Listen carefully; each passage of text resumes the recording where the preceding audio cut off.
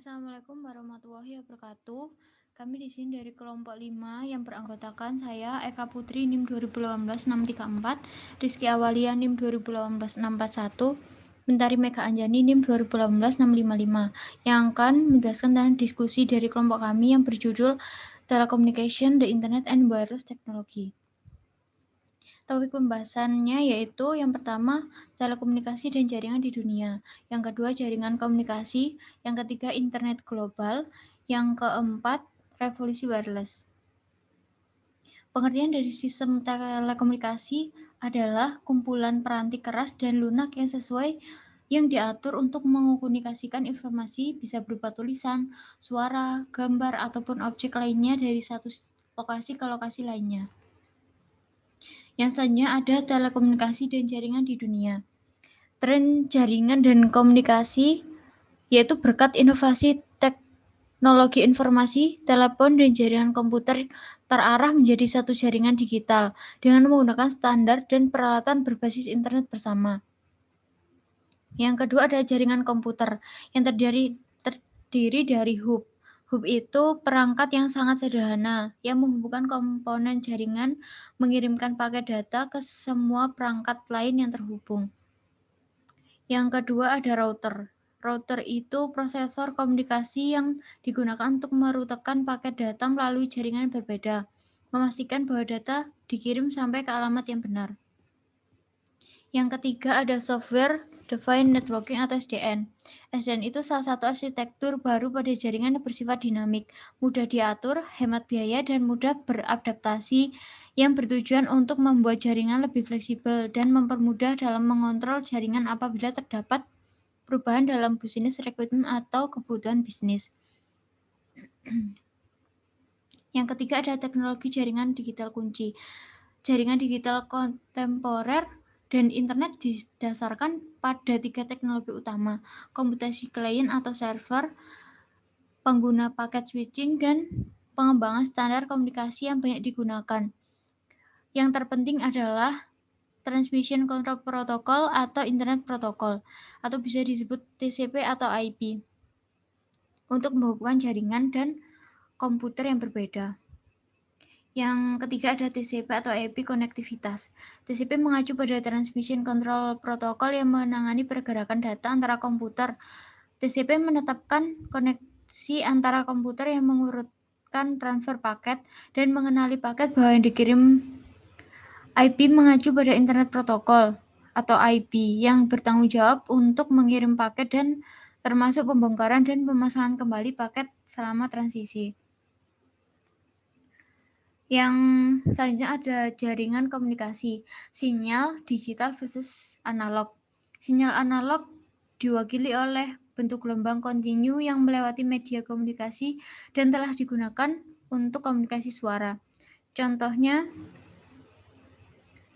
headset telepon, speaker di internet atau earphone. Yang kedua ada sinyal digital, adalah bentuk gelombang biner diskrit, bukan bentuk gelombang kontinu. Yang ketiga ada modem, adalah singkatan dari modulator, demodulator. Modem kabel menghubungkan komputer Anda ke internet menggunakan jaringan nirkabel. Modem nirkabel memiliki fungsi yang sama, seperti modem tradisional, menghubungkan komputer Anda ke jaringan nirkabel, yang bisa berupa jaringan telepon seluler atau jaringan Wi-Fi. Slide selanjutnya akan dijelaskan oleh teman saya. Adalah jenis jaringan. Jenis jaringan yang pertama adalah LAN, Local Area Networks, mencakup hingga jarak 500 meter atau setengah mil. Biasanya digunakan di tempat yang mencakup jarak terbatas, misalnya gedung atau beberapa gedung yang memiliki jarak yang dekat.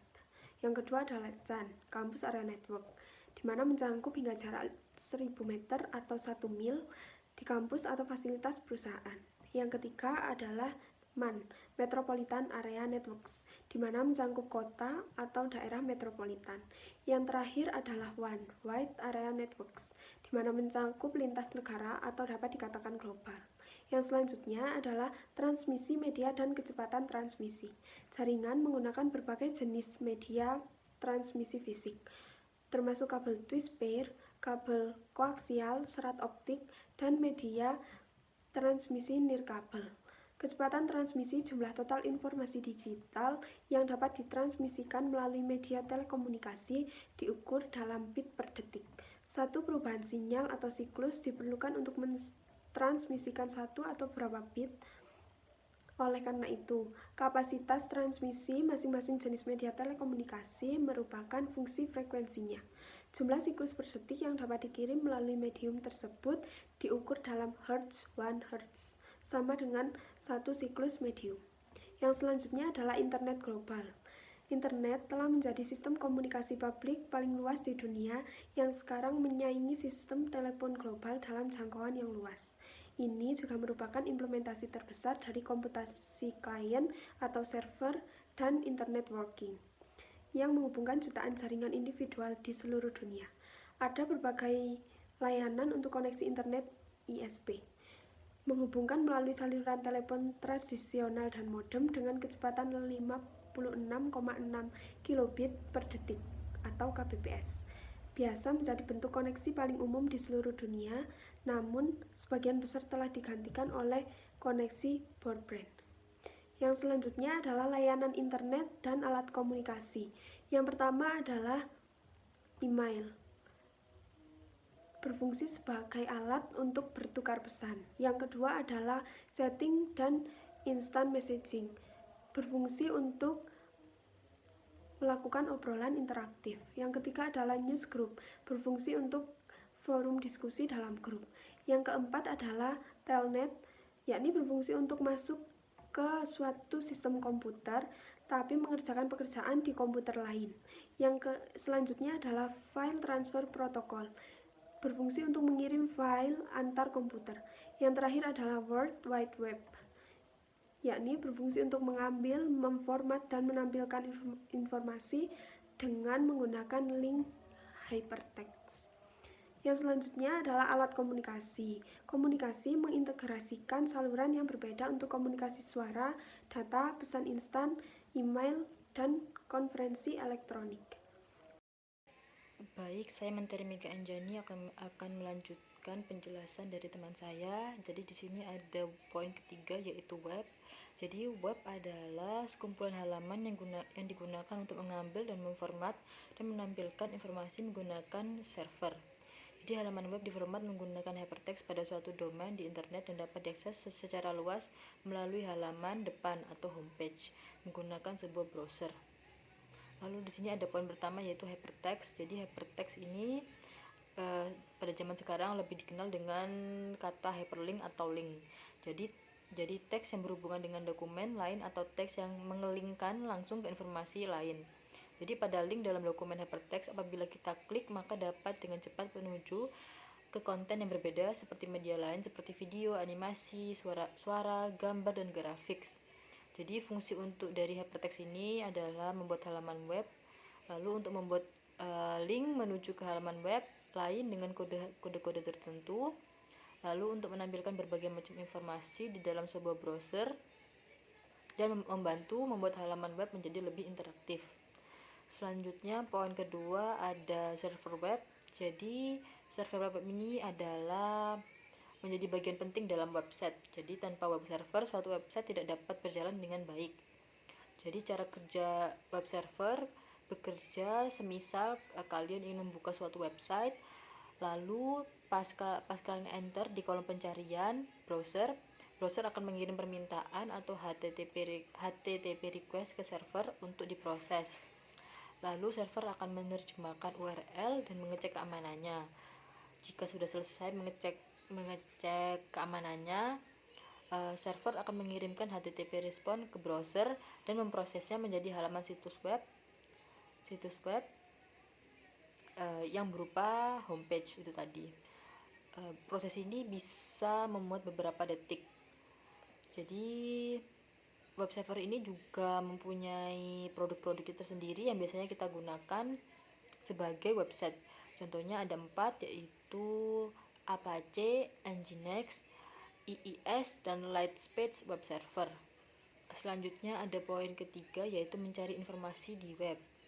Jadi permukaan web adalah bagian dari web yang dikunjungi oleh mesin pencari dan informasi yang tercatat seperti halnya Google. Jadi semua situs yang dapat dikunjungi melalui browser itu contohnya seperti Google Chrome, Microsoft Edge, dan Mozilla Firefox. Lalu ada poin keempat, ada Web 2.0, di mana Web 2.0 ini adalah klasifikasi dari web yang kemudian berevolusi menjadi sebuah revolusi bisnis di dalam industri komputer yang terjadi akibat pergerakan internet sebagai platform menjadi web 2.0. Jadi pada web 2.0 ini model bisnisnya ringan dan yang dikembangkan dengan gabungan isi dan layanan yang mudah untuk digunakan dan diadopsi oleh user. Contohnya ada Wikipedia, Facebook, YouTube, SlideShare, dan lain-lain.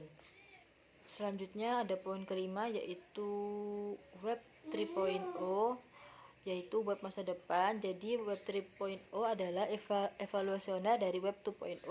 Jadi konsep yang diusung pada Web 3.0 adalah intelektual buatan atau artificial intelligence.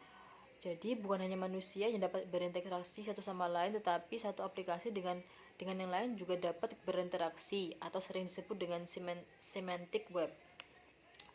Jadi semantic web ini sendiri merupakan pengembangan web di mana konten web ditampilkan tidak hanya dalam format bahasa manusia, tetapi juga dalam format yang dapat dibaca dan digunakan oleh mesin. Maksudnya adalah, misalkan kita sering menggunakan YouTube dan sering menonton video yang berkaitan dengan masak. Jadi saat kita membuka YouTube secara langsung, video-video yang direkomendasikan juga yang direkomendasikan juga tentang masak-masak. Jadi di sini bisa terjadi karena sistem YouTube dapat membaca kebiasaan yang kita lakukan pada aplikasi YouTube itu tersendiri, sehingga sistem YouTube akan mencarikan konten yang sesuai dengan kebiasaan kita dan menyajikannya. Jadi Web 3.0 ini sebagai sistem personal penggunanya yang tahu segala sesuatu tentang penggunanya dan mengakses internet untuk mencari jawaban dari kebutuhannya. Di slide selanjutnya ada revolusi wireless. Jadi wireless revolution dapat diartikan sebagai pergantian sistem atau alat komunikasi menggunakan kabel dengan sistem tanpa kabel atau wireless. Sebagai contoh adalah local area network atau biasa disebut dengan LAN yang menggunakan kabel lalu digantikan oleh wireless local area network atau WLAN. Seperti telepon yang berkabel digantikan dengan handphone yang mobile atau alat lain yang menggunakan sistem wireless ini seperti remote televisi, mikrofon, bahkan mouse laptop. Selanjutnya terjadi beberapa revolusi wireless. Yang pertama pada sistem seluler, yaitu perkembangan teknologi seluler dimulai dengan 1G dan diikuti oleh 2G, 3G, 4G dan akan berevolusi dengan 5G. Yang pertama ada 1G. 1G ini digunakan hanya untuk telepon. Jadi jaringan 1G ini merupakan sinyal radio yang kecepatannya hanya mencapai 2,4 kbps. Lalu yang kedua ada 2G yang diperkenalkan pada tahun 1990-an.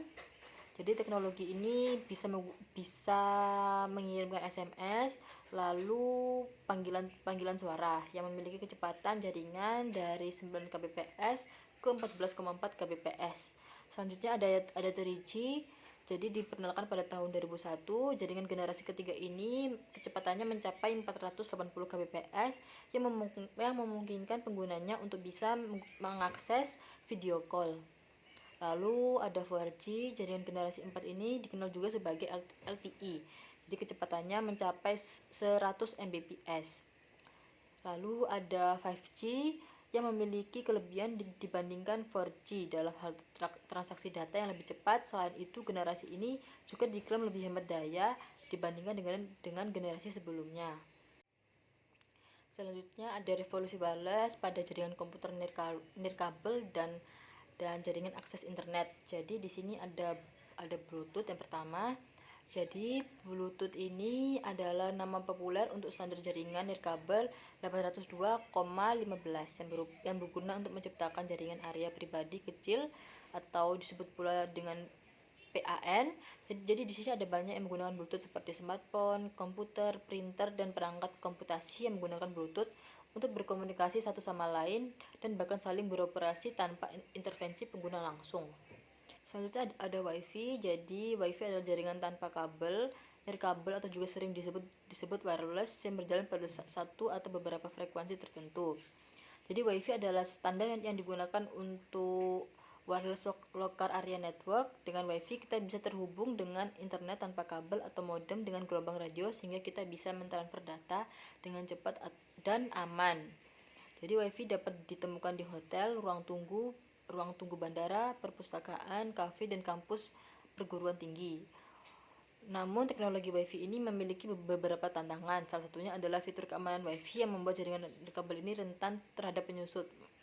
Jadi maksud dari penyusup ini adalah di mana WiFi yang sudah diproteksi dengan password masih bisa saja memungkinkan untuk dibobol. Selanjutnya ada WiMAX. Jadi WiMAX adalah Worldwide Interoperability for Microwave Access. Jadi secara garis besar, sistem kerja WiMAX sama dengan WiFi, di mana menyediakan jaringan internet pada suatu area. Namun, jika dibandingkan dengan WiFi, WiMAX memiliki wilayah jangkauan yang jauh lebih luas dan kecepatan yang jauh lebih tinggi dengan frekuensi kerjanya sekitar 3,5 GHz dan 5,8 GHz. Selanjutnya ada revolusi pada RFID dan wireless sensor network. Yang pertama ada identifikasi frekuensi radio atau RFID. Jadi pada RFID ini adalah singkatan dari Radio Frequency Identification atau disebut pula dengan transponder untuk menyimpan dan mengambil data jarak jauh. Jadi label RFID ini berisi informasi yang disimpan secara elektronik dan dapat dibaca hingga beberapa meter jauhnya. Saat ini RFID banyak digunakan oleh perusahaan untuk keperluan pembayaran tol tanpa kontak langsung, mesin pembaca dokumen berjalan, atau pelacakan identitas untuk memverifikasi keaslian dan pelacakan bagasi di suatu bandara. Selanjutnya ada wireless sensor network atau disingkat dengan WSN. Jadi WSN ini adalah satu jaringan nirkabel yang terdiri dari kumpulan node sensor yang tersebar di suatu area tertentu. Jadi tiap node sensor ini memiliki kemampuan untuk mengumpulkan data dan berkomunikasi dengan node sensor lainnya yang berfungsi untuk memantau dan merekam kondisi fisik lingkungan dan mengatur data yang dikumpulkan di lokasi pusat. Jadi di sini juga ada beberapa fungsi lainnya adalah memonitor dan mengontrol temperatur, kelembapan, kondisi cahaya, level derau, pergerakan suatu objek dan sebagainya. Jadi di sini pada slide selanjutnya ada contoh penerapan WSN pada perusahaan PDAM yang dimana perusahaan ini menggunakan sistem WSN untuk mengatur dan memonitoring kualitas air pada suatu daerah. Jadi WSN ini digunakan dan diletakkan pada titik-titik lokasi sepanjang daerah aliran sungai menuju lokasi pengolahan PDAM dan akan didapatkan informasi pada satu covering area tertentu. Jadi pada masing-masing titik WSN tersebut dikumpulkan pada PC remote melalui komunikasi wireless untuk dilakukan pemrosesan data hingga dapat dihasilkan kualitas air, sungai, dan titik potensial sumber pencemaran. Jadi pada setiap titik WSN ini dilengkapi dengan sensor-sensor yang dapat melakukan identifikasi parameter-parameter tertentu. Jadi seperti suhu, pH, dissolved oksigen atau DO, serta conductivity. Lalu hasilnya berupa nilai konsentrasi parameter secara online yang tergantung dalam air sungai menuju lokasi pengolahan PDAM. Selanjutnya digunakan untuk parameter penentu kendali proses pengolahan air sungai menjadi air yang layak dikonsumsi masyarakat di PDA. Terima kasih, itu tadi penjelasan dari kelompok 5. Mohon maaf jika ada kekurangan dalam penjelasan. Wassalamualaikum warahmatullahi wabarakatuh.